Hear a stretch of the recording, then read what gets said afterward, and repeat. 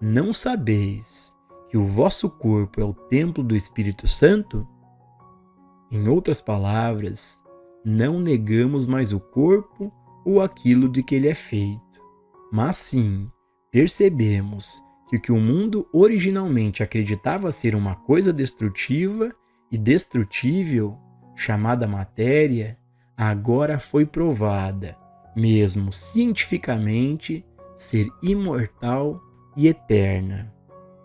Da mesma forma, a superstição e a ignorância que outrora levaram à aceitação da Imaculada Conceição e do nascimento virginal como uma realidade física, foram eventualmente substituídas por sua negação. No entanto, sem eles, não pode haver Natal como uma experiência de vida real na Terra. Por meio da iluminação, eventualmente passamos a ver toda essa ideia de sua perspectiva adequada e a compreender que a concepção imaculada e o nascimento virginal são a única verdade real sobre a humanidade. Não apenas sobre um indivíduo, mas sobre todos os homens da terra. Não chameis a nenhum homem de pai na terra. Essa declaração deve levá-lo ao seu primeiro desdobramento sobre a natureza da Imaculada Concepção. É verdade que, para experimentar isso, você deve se elevar acima do nível da mente humana e de sua tendência de julgar pelas aparências. Você deve elevar-se acima do que vê, ouve, prova, toca e cheira, no reino intuitivo, aquele reino no qual você conhece, não por quaisquer faculdades humanas, mas pelo discernimento espiritual, isto é, por ser receptivo ao que é revelado. Um novo conceito de oração. Isso nos leva ao assunto da oração. E por que é que nesta era, mais uma vez, a natureza do poder espiritual na Terra está prestes a ser universalmente conhecida e sua disponibilidade demonstrada. A maior parte das orações do mundo tem sido uma tentativa de esclarecer a Deus, dizer, informar ou pedir a Deus, se necessário, implorar a Ele, até mesmo suborná-lo para fazer ou ser algo. A oração tem sido uma atividade da mente humana, constituída por pensamentos e palavras. Nos primeiros dias de nossa experiência metafísica e espiritual, tentamos trazer a presença e o poder de Deus à cena humana e, de alguma forma, manipulá-los. Às vezes, era uma tentativa de trazer o Espírito de Deus para a cura do conceito material do corpo, ou trazer Deus à Terra para impedir guerras ou salvar vidas no meio da guerra. Às vezes, chegamos a Deus até mesmo em busca de suprimento. O assunto do suprimento exemplifica melhor a natureza da ignorância que fomenta essa tentativa de usar Deus. Em primeiro lugar, olhe para o mundo e veja se há alguma falta de suprimento, alguma falta de árvores, flores, frutas e vegetais. Se há alguma falta de ouro, prata, platina, óleo ou minerais. Olhe para este mundo e veja se você consegue encontrar a falta de alguma coisa necessária. Em vez disso, observe a abundância infinita, que levou algumas nações a destruir muitos de seus ativos. Pense por um momento no que significaria ir a Deus e pedir mais suprimento, quando a terra já está cheia de todas as coisas boas. Agora, estamos entrando em uma época em que está começando a ser universalmente entendido que a oração não é para uma iluminação humana ou para influenciar Deus, mas sim para nos sujeitar ao poder divino. O mundo está aprendendo rapidamente a compreender que a oração, em sua forma mais elevada, é abrir a consciência para receber luz, sabedoria e compreensão. A abertura da consciência para que o reino de Deus possa ser estabelecido na terra como no céu, para que a vontade de Deus seja feita conosco, em nós e através de nós. Esta é a oração que permite a uma pessoa admitir humildemente: eu não posso fazer nada por mim mesmo. Faça-se a tua vontade em mim e por meu intermédio. Agora, não há mais uma tentativa de informar a Deus sobre as necessidades do mundo. Agora, há apenas a abertura da consciência para receber a graça divina que já está presente dentro. Não é como se Deus fosse um Deus distante. Não é como se Deus ignorasse nossas necessidades. O reino de Deus, estando dentro de nós, e a natureza de Deus sendo onisciência, toda sabedoria, onipotência, todo o poder, onipresença, toda a presença, não há nada que possamos fazer no reino da oração, exceto ouvir. Só é preciso lembrar que Deus não está no redemoinho. Deus não está na cena externa. Deus está na voz mansa e delicada. A presença de Deus e o poder de Deus são percebidos apenas em nossa capacidade de nos abstermos de todas as tentativas de informar ou influenciar a Deus, e, em proporção à nossa capacidade de ouvirmos a voz mansa e delicada.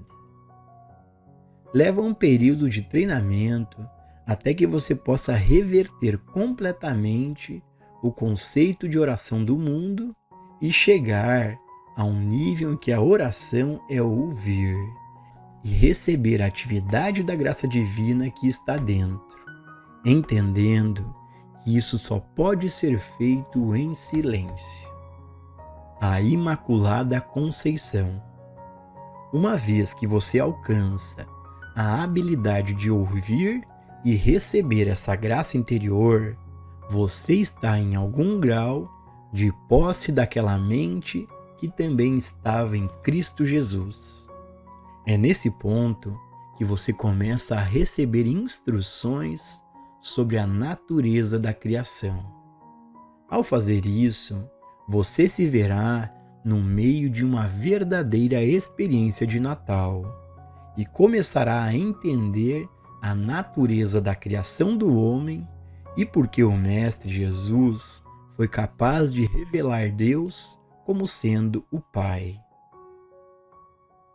Deus é o Pai. A primeira percepção disso, mesmo que pequena, começa a mudar a natureza de sua vida e a natureza de seu corpo. Deus é o Pai. O Espírito é o princípio criativo. Isso lhe dá sua primeira luz sobre o significado da concepção imaculada. Deus revelando-se e manifestando-se como seu e o meu ser individual. Esta é uma concepção completamente separada e à parte dos processos físicos. É a criação divina. A criação revelada no primeiro capítulo do Gênesis, em que o homem é feito à imagem e semelhança de Deus.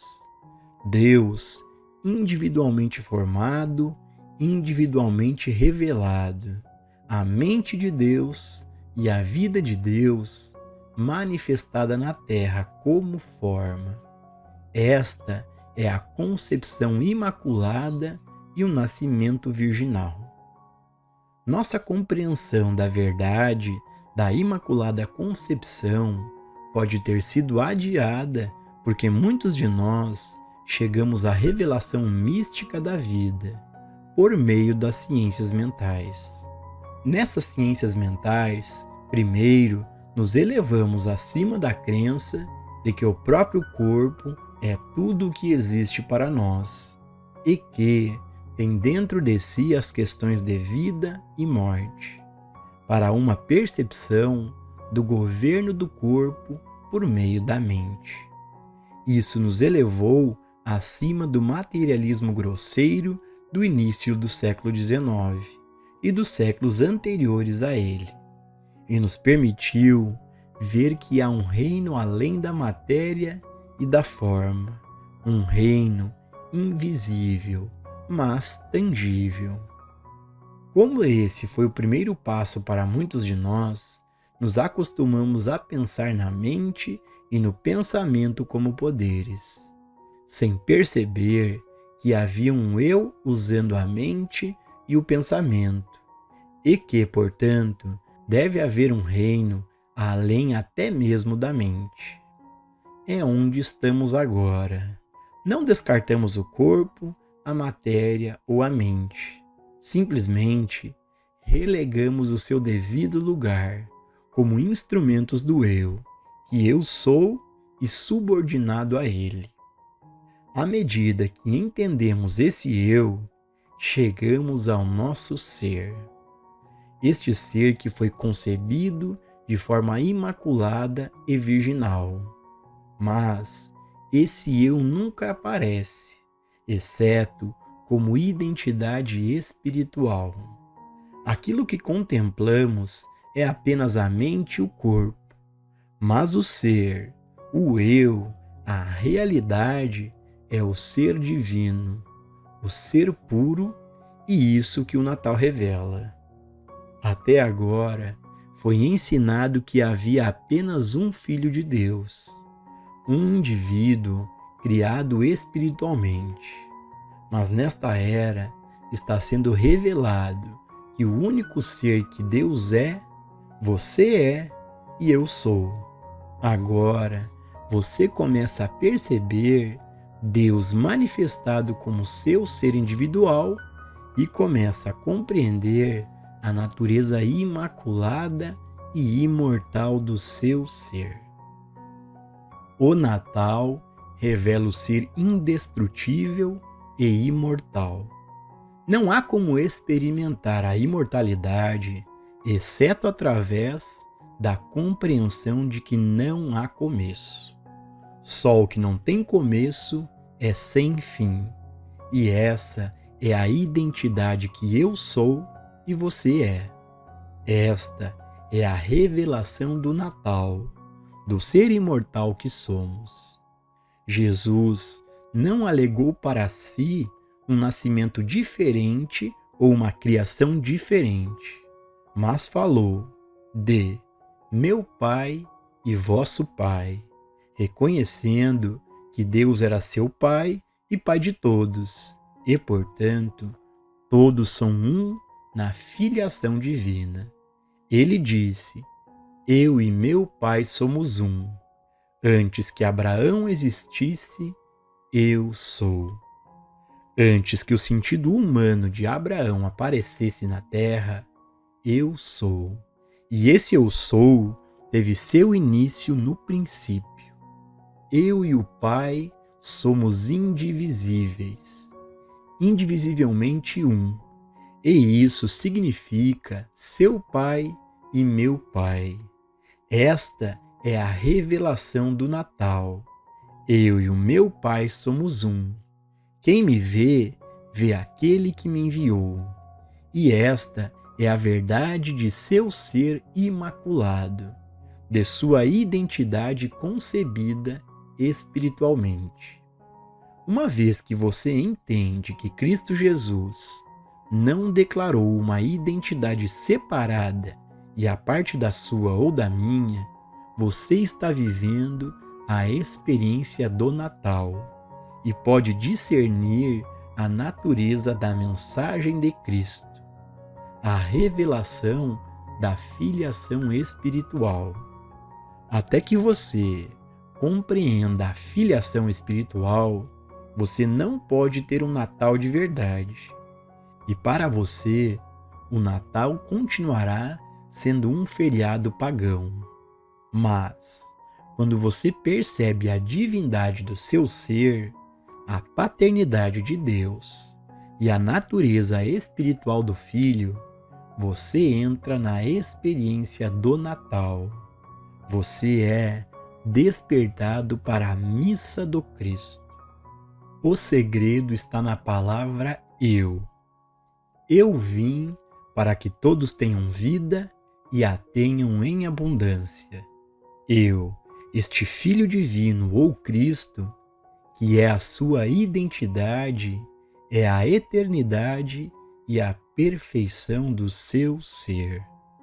Sem esse eu no centro do seu ser, sem essa divindade como a natureza do seu ser, onde está a sua imortalidade? Onde está o seu governo de Deus? A identidade humana morre para que o Cristo nasça. Assim, à medida que você permanece mais e mais em silêncio e recebe luz de dentro, você descobre que Deus plantou paz na terra, plantou abundância, harmonia e saúde. Ao olhar dos 5 sentidos físicos, no entanto, você não percebe a natureza deste universo espiritual, e você constrói um universo a partir do 2º e 3º capítulos do Gênesis, uma criação sua, na qual você coloca rótulos em tudo e nomeia algumas coisas boas e outras más. Mas lembre-se de que, enquanto persistir em olhar através da mente humana, você continuará a testemunhar o bem e o mal, a abundância e a carência, saúde e doença, vida e morte. É somente quando você aprende a ficar quieto e ouvir a voz mansa e delicada, que a revelação é dada a você sobre a natureza espiritual do seu ser. O nascimento de Cristo, então, ocorre dentro de você e a individualidade humana morre. A individualidade humana não pode ser espiritualizada. A individualidade humana não pode receber a graça de Deus, porque não conhece as coisas de Deus. Para receber as coisas de Deus, é necessário morrer diariamente. Olhar para o mundo e reconhecer a abundância infinita que existe é realmente morrer, em parte para a crença na abundância e na carência, porque é evidente que não há abundância e carência, há apenas abundância. O que o homem faz com essa abundância, entretanto, é uma história bem diferente. Mas a abundância está lá, pronta para pular em manifestação visível com uma mudança de consciência. Olhe constantemente para este mundo de abundância e você notará que parte de você, aquela parte de você que acreditava na falta, morreu. Assim é, à medida que mais e mais dessa mente que estava em Cristo Jesus se torna sua mente, por meio da escuta, por meio dessa experiência superior de oração, você é capaz de olhar para fora e discernir que saúde e integridade são a realidade.